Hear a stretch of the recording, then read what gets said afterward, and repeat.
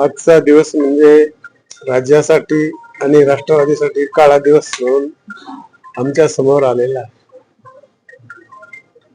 अतिशय शिस्तप्रिय माणूस, डिसिप्लिन असणारा, कार्यकर्त्याची पाठराखण करणारा, दिलेला शब्द पाळणारा, पक्षाची आणि राज्याची खूप मोठी हानी झालेली आहे, हे कदापि भरून मिळू शकत नाही.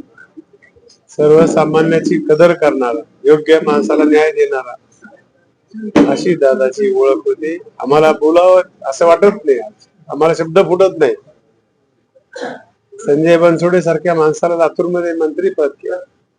माझ्यासारख्या शेतकऱ्याच्या मुलाला, माझ्या चुलत्याच्या नंतर दादानेच आम्हाला प्रेम दिलं आणि एवढी मोठी जबाबदारी देणं एक दानच होती दादामध्ये. आम्हाला असं वाटत होतं की एक ना एक दिवस असा येईल की दादा राज्याचे मुख्यमंत्री होतील, त्या दिवशी आमचं स्वप्न पूर्ण होईल.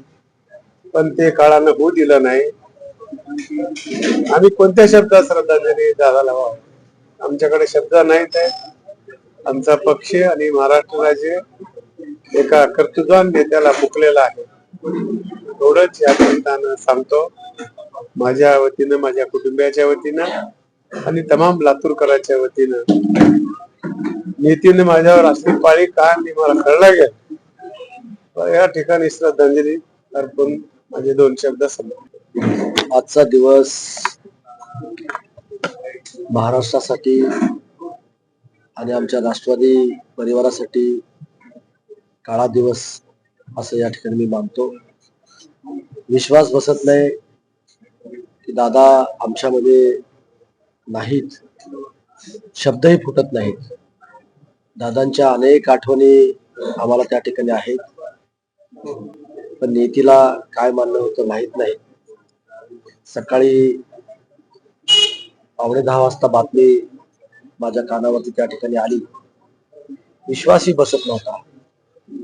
पण ज्यावेळेस दुपारी दादा नाहीत ही गोष्ट कळल्यानंतर प्रचंड मनाला वेदना त्या ठिकाणी झाल्या.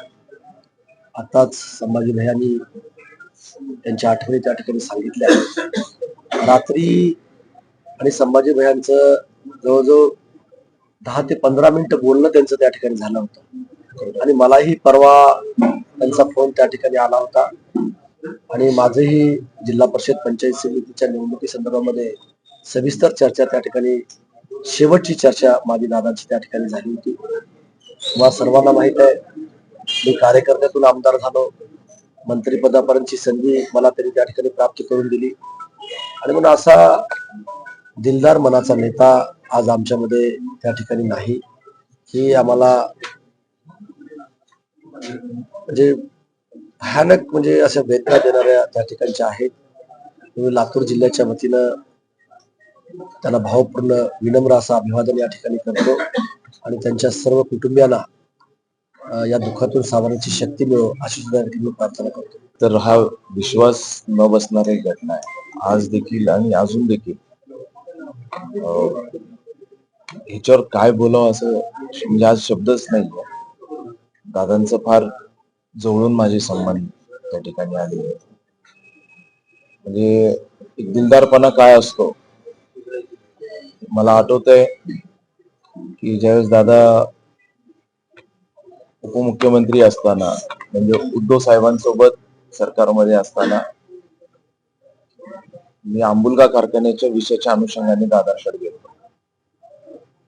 आणि परिस्थिती अशी होती की आपण विरोधी पक्षातले.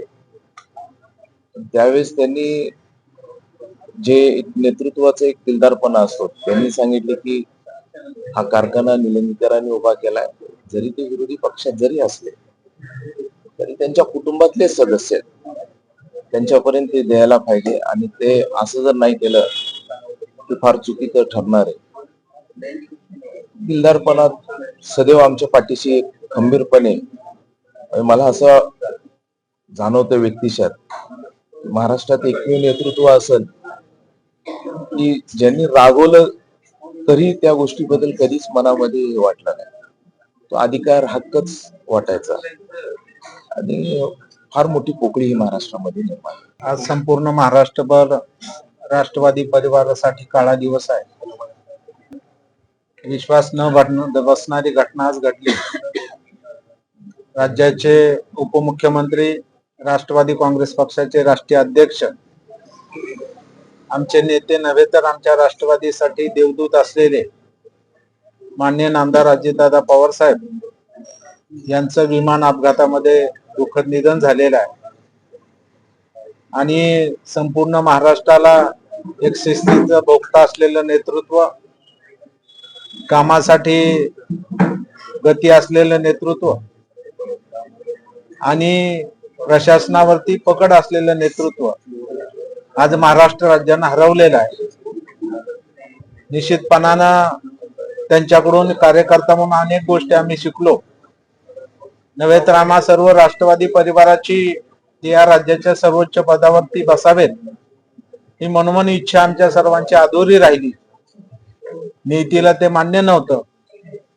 खरं म्हणजे विमानतळावरती विमान उतरा अवघे 5 मिनिटाचा कालावधी लागेल, परंतु नीतीनं हा डाव साधला आणि आज दादा आमच्यामध्ये नाहीत, आम्हाला पोरकं करून गेलेले आहेत. लातूर महानगरपालिकेच्या निवडणुकीला त्यांनी संबोधित केलं ती त्यांचा शेवटचा प्रवास लातूरसाठी ठरला आणि शेवटची भेट आम्हा सर्वांसाठी त्या ठिकाणी ठरली. शेवटी नीतीच्या पुढे कुणाचं चालत नाही.